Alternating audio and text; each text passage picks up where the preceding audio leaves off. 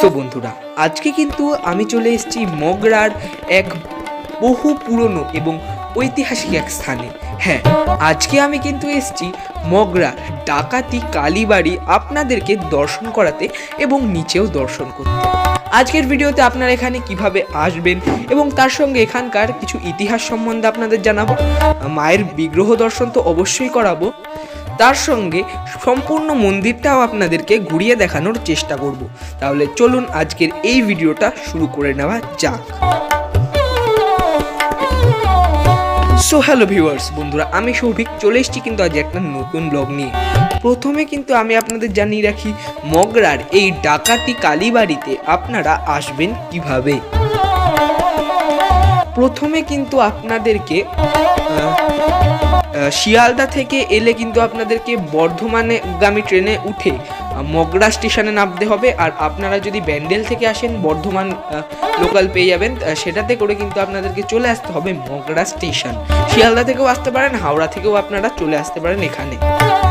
আর Mogra station থেকে টোটো অথবা অটোতে আপনারা বলবেন ডাকাতি কালীবাড়িতে যাবেন, তাহলে কিন্তু আপনাদেরকে এই মায়ের মন্দিরে নিয়ে চলে আসবে।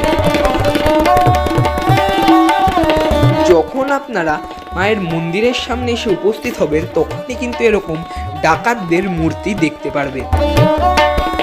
এই ডাকাতদের মূর্তি দেখলেই আপনারা মানে একটা ধারণা নিতে পারবেন যে হ্যাঁ, কোনো না কোনো সময় কিন্তু এখানে কোনো ডাকাত দলের আস্থানা ছিল।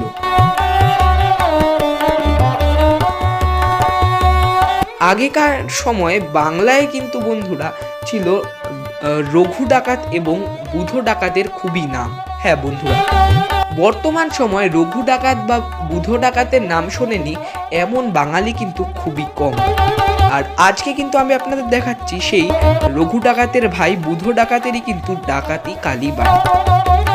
এখানে এসে লোকমুখে শুনতে পারলাম যে এখানেই কিন্তু বুধ ডাকাতের আস্থানা ছিল। তিনি এখানে মায়ের পুজো দিয়ে ডাকাতি করতে যেতেন।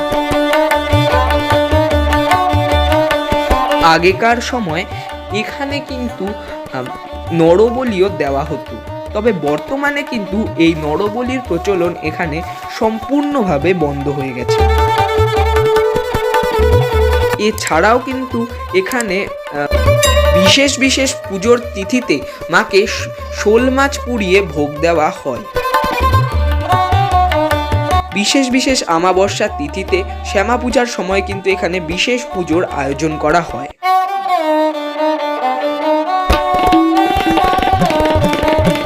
লোকমুখে শোনা যায় যে এক সময় রামপ্রসাদকে কিন্তু এখানে ডাকাত দল নরবলি দেবে বলে বন্দি করে এনেছিল, কিন্তু রামপ্রসাদের কাছে জানতে চাওয়া হয় যে তার শেষ ইচ্ছা কি। তখন রামপ্রসাদ মা কালীকে একটি গান শোনাবেন বলে অনুরোধ করে। তখন বুধ ডাকাত এবং তার দলবল তাকে সেই অনুমতি দেয় এবং রামপ্রসাদ যখন মাকে গান শোনান তখন তারা রামপ্রসাদের মধ্যে মায়ের ছবি দেখতে পান। এর পরবর্তী সময় ডাকাত দল কিন্তু রামপ্রসাদকে ছেড়ে দেন এবং ওই দিন বিশ্রাম করতে দিয়ে পরদিনই কিন্তু রামপ্রসাদকে আবার তার নিজ গৃহে ফিরিয়ে দেন। এখন আপনারা যেই মা ডাকাত কালীর বিগ্রহটি দেখছেন এটা কিন্তু এই মন্দিরের মূল বিগ্রহ। এখানে এসে যেটা জানতে পারলাম যে এখানে কিন্তু এর আগে একটি মাটির বিগ্রহ প্রতিষ্ঠিত ছিল যেটা ডাকাতরা পুজো করত, কিন্তু অনেক কাল আগে এখানে এক খুব ভয়াবহ ডাকাতি হয় এবং দুষ্কৃতীরা কিন্তু মায়ের সমস্ত গয়না এবং মায়ের বিগ্রহ গয়না চুরি করে নেয় এবং বিগ্রহ কিন্তু নষ্ট করে দেয়। পরবর্তীতে এখন কিন্তু সিমেন্টের বিগ্রহ এখানে প্রতিষ্ঠিত। এই পুকুরের কিন্তু পাশেই রয়েছে সাধু মায়ের আসন এবং এখানে এসে লোকমুখে শুনতে পারলাম যে এই মন্দির সংলগ্ন যে পুকুরটা রয়েছে এটা কিন্তু মায়ের পুকুর, অর্থাৎ মা কালীর পুকুর। মা কিন্তু নাকি এখানে রাত্রেবেলা স্নান করেন, তাই রাত্রেবেলা কিন্তু এখানে কোনো লোকজন আপনারা মন্দির চত্বরে দেখতে পারবেন না।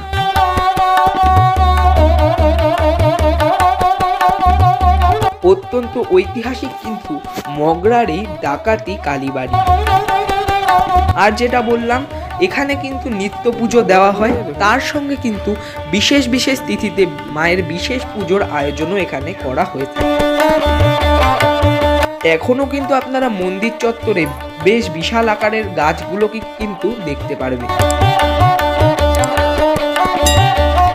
তাহলে বন্ধুরা, আজকের এই ভিডিওটা কিন্তু এখানেই শেষ করছি। ভিডিওটা ভালো লাগলে কিন্তু ভিডিওটা অবশ্যই লাইক করবেন, কেমন লাগলো কমেন্ট করে জানাবেন, ভিডিওটা বন্ধু পরিবার আত্মীয় স্বজন সবার সঙ্গে শেয়ার করবেন। আপনি আমার চ্যানেল নতুন থেকে থাকলে আমাদের চ্যানেলকে কিন্তু অবশ্যই সাবস্ক্রাইব করবেন এবং অল নোটিফিকেশানটা কিন্তু অবশ্যই অন করে রাখবেন, যাতে আমাদের নিত্য নতুন আপডেটেড ভিডিও সবার আগে আপনার কাছে পৌঁছে থাকে। আজকের জন্য এই পর্যন্তই।